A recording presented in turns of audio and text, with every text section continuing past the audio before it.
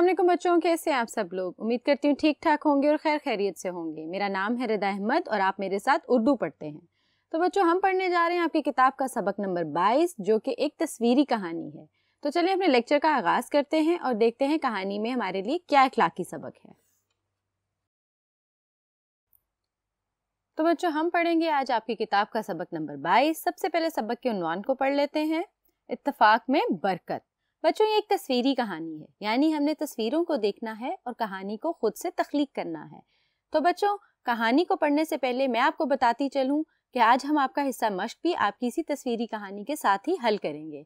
तो बच्चों, सबसे पहले आप खोलें अपनी किताबों को और जल्दी से निकाल लें सफ़ा नंबर 155, ताकि हम अपनी कहानी का आगाज कर सकें।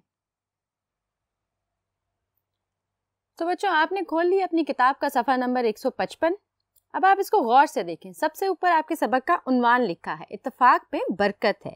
अब बच्चों, इत्तफाक क्या होता है?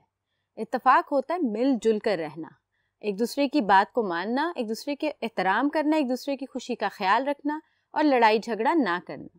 तो बच्चों, ये कहानी एक बूढ़े किसान की। अब देखते हैं पहली तस्वीर में किसान क्या कह रहा है। ए मेरे खुदा, मेरे बेटों को हिदायत दे, इनकी लड़ाई झगड़े इनको बर्बाद कर देंगे।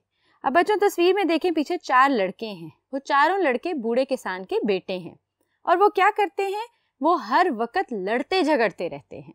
तो किसान इस बात से बेहद परेशान है और वो क्या दुआ करता है कि ए खुदा, मेरे बेटों को हिदायत दे, ये हर वक्त लड़ते रहते हैं और लड़ाई झगड़ा इनको बर्बाद कर दे। बच्चों, मिलजुल कर रहना बहुत बड़ी ताकत होती है। जो लोग लड़ते झगड़ते रहते हैं ना, वो हमेशा नुकसान उठाते हैं। बच्चों, वो एक दूसरे का दिल भी तोड़ते हैं, एक दूसरे का नुकसान भी करते हैं, अपना नुकसान भी करते हैं। आगे देखते हैं अगली तस्वीर में क्या है। अगली तस्वीर में देखें, बूढ़ा किसान बीमार हो गया है। वो बिस्तर पे लेटा हुआ है, चारों बेटे उसके पास हैं, यानी किसान उनकी परेशानी की वजह से बहुत बीमार हो गया है। बच्चों, आपको भी आपके अम्मी अबू लड़ने से मना करते होंगे। लड़ना एक बहुत बुरी बात है। लड़ने से हमेशा हम एक दूसरे की दिल आज़ारी करते हैं और बहुत ज़्यादा नुकसान करते हैं। अब किसान जब बहुत बीमार हो जाता है तो देखें बच्चों, चारों बेटे उसके आसपास बैठे हुए हैं।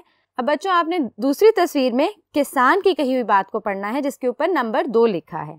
मेरे पास ज़्यादा वक्त नहीं रहा, क्या तुम मेरी आखिरी ख्वाहिश पूरी कर सकते हो? अब वो क्या कहता है अपने बेटों को कि मैं बहुत जल्द मर जाऊंगा, मेरे पास ज़्यादा वक्त नहीं है, मैं बहुत ज़्यादा बीमार हूँ, तुम मेरी आखिरी ख्वाहिश पूरी कर दो। वो अपने बेटों से आखिरी ख्वाहिश पूरी करने के लिए कहता है। अब देखते हैं नंबर 3 में बेटा क्या कहता है, आप जो कहेंगे हम करने को तैयार हैं। अब बच्चे जब बाप को बीमार देखते हैं तो वो बहुत परेशान हो जाते हैं कि हमारे वालिद साहब बीमार क्यों हुए। तो बच्चों, जब बेटा कहता है कि आप जो कहेंगे हम करने को तैयार हैं, तो किसान आगे से क्या कहता है, पतली पतली छड़ियों के इस गट्ठे को बारी बारी तोड़ो। यानी वो छड़ियों से बना हुआ एक गट्ठा अपने बेटों को देता है और कहता है हर बेटा बारी बारी इसको तोड़े। अब सब बेटे बारी बारी तोड़ने की कोशिश करते हैं, लेकिन वो गट्ठे को तोड़ नहीं सकते। तो बच्चों, अब आगे चलते हैं सफ़ा नंबर 156 की तरफ। अब आप ऊपर तस्वीर में देखें, सब बारी बारी उसको तोड़ने की कोशिश कर रहे हैं। सब ने बारी बारी जोर लगाया, मगर वो गट्ठे को तोड़ ना सके। अब आगे देखते हैं बच्चों क्या है।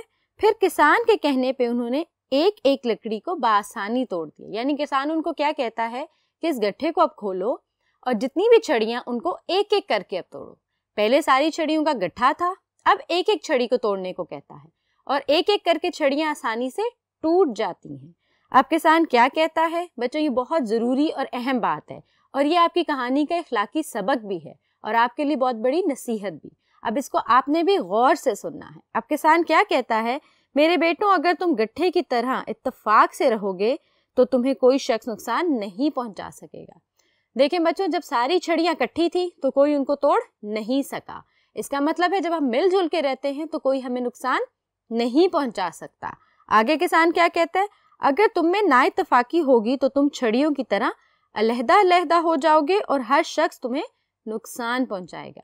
यानी जैसे ही गट्ठा टूटेगा, छड़ियाँ अलग अलग होंगी, हर शख्स आपको आसानी से तोड़ सकता है और नुकसान पहुंचा सकता है। जैसे बेटों ने एक एक छड़ी को बआसानी तोड़ लिया। तो बच्चों, ये बहुत ज़रूरी बात है कि मिलजुल के रहने से कोई भी आपका नुकसान नहीं कर सकता। जब हम अकेले अकेले होते हैं तो ताकत भी कम हो जाती है, हमारे दिल में एक दूसरे के लिए बुराई भी आ जाती है, हम खुद भी खुश नहीं रहते, आपके दोस्त भी खुश नहीं रहते और आपका दुश्मन आपको नुकसान पहुंचा सकता है। तो आपकी इस कहानी का इखलाकी सबक क्या है? इत्तेफाक में बरकत है, यानी मिलजुल कर रहें। مل جل کر رہنے سے برکت ہوتی ہے، آپ کی چیزوں میں بھی، آپ کے کاموں میں بھی، اور آپ خوش بھی رہتے ہیں۔ تو بچوں یہ تو تھی کہانی اتفاق میں برکت، جس کو ہم نے تصویروں کے ذریعے حل کیا۔ بچوں آپ کے حصہ مشق کے آخر میں ایک سوال ہے، تصویری کہانی کو مکمل کریں، وہ آپ نے اب خود سے لکھنی ہے۔ میں نے آپ کو کہانی کا پورا مفہوم سمجھا دیا ہے، اب کہانی کو لکھنا آپ کا کام ہے۔ تو چلیں بچوں اب آغاز کرتے ہیں حصہ مشق اور پڑھتے ہیں حصہ مشق کے سوال کو۔ تو چلیں بچے پڑھتے ہیں حصہ مشق کے سوال کو۔ درج ذیل الفاظ کو جملوں میں استعمال کریں۔ اب ہمیں یہاں پہ کچھ الفاظ دیے گئے ہیں اور ہم نے ان الفاظ کو پڑھنا ہے اور جملوں میں استعمال کرنا ہے۔ تو چلیں پڑھتے ہیں پہلے لفظ کو، ہدایت۔ ہدایت کا مطلب ہوتا ہے سمجھ آنا کسی بات کی۔ اگر آپ کے پاس ہدایت جیسی روشنی ہے تو اس کا مطلب ہے آپ ہر بات کو بآسانی سمجھ سکتے ہیں، صحیح اور غلط کی پہچان کر سکتے ہیں اور اچھے اور برے کی تمیز کر سکتے ہیں۔ تو چلیں دیکھتے ہیں ہم نے جملہ کیا بنایا ہے۔ اللہ تعالیٰ ہم سب کو ہدایت عطا فرمائے۔ بچوں یہ ایک دعا ہے، اللہ تعالیٰ ہم سب کو ہدایت عطا فرمائے، آمین۔ کیوں؟ کیونکہ اس سے بچوں کیا ہوتا ہے، ہمیں صحیح اور غلط کی تمیز آتی ہے، ہم سیدھے راستے پہ چلتے ہیں اور سیدھا راستہ آپ کو جنت میں لے کے جاتا ہے۔ تو اب پڑھتے ہیں اگلے لفظ کو، اتفاق۔ بچوں اتفاق کا مطلب ہوتا ہے مل جل کر رہنا۔ اب پڑھتے ہیں جملہ کیا ہے، اتفاق میں برکت ہے۔ اللہ تعالیٰ اتفاق میں برکت ڈالتے ہیں، مل جل کر رہنے سے بہت سی چیزیں آسان ہو جاتی ہیں اور بہت سی مشکلیں دور ہو جاتی ہیں۔ تو بچوں ہمیں ہمیشہ اتفاق سے رہنا چاہیے اور یہی آپ کے سبق کا عنوان بھی ہے۔ چلیں پڑھتے ہیں اگلے لفظ کو، گٹھا۔ بچوں لکڑیوں کو یا کسی بھی چیز کو جب ہم جوڑ کے اکٹھا کر کے باندھ دیتے ہیں تو وہ گٹھا بن جاتا ہے۔ زیادہ تر یہ لفظ ہم لکڑیوں کے لیے استعمال کرتے ہیں۔ تو بچوں گٹھے کا آپ دیکھتے ہیں جملہ کیا بنایا ہم نے، کسان نے اپنے بیٹوں کو گٹھا توڑنے کا کہا۔ اب کسان نے پہلے کیا کہا تھا کہ اس گٹھے کو توڑو، اس نے ان کو ایک چھڑیوں کا گٹھا بنا کے دیا تھا۔ چلیں اب دیکھتے ہیں اگلا لفظ کون سا ہے، چھڑی۔ بچوں کسی بھی ٹوٹی ہوئی ٹہنی کو ہم چھڑی کہہ سکتے ہیں جو لکڑی سے بنی ہوتی ہے۔ اب دیکھتے ہیں چھڑی سے ہم نے کیا جملہ بنایا ہے، ایک چھڑی کو توڑنا آسان ہوتا ہے اور ایک گٹھے کو توڑنا مشکل۔ یعنی ایک چھڑی توڑنی بہت آسان ہے، اکیلے انسان کو نقصان پہنچانا بہت آسان ہے، اور ایک گٹھے کو یعنی بہت ساری چھڑیوں کو جب اکٹھا توڑا جائے تو وہ نہیں ٹوٹتی کیونکہ وہ بہت طاقتور ہو جاتی ہے۔ اسی طرح جب ہم مل جل کے رہتے ہیں تو ہمیں کوئی بھی نقصان نہیں پہنچا سکتا۔